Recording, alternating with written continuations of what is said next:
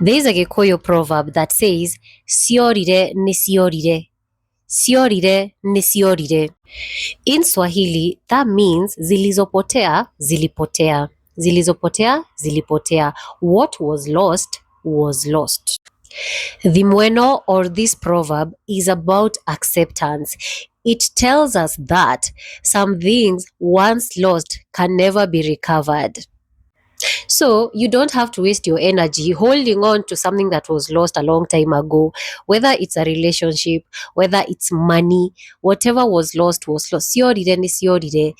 So we should accept reality and let go of the past and focus on what you still have now. If you are in another relationship, good for you. So focus on what you have right now and what you can build moving forward. So remember, ciorire ni ciorire.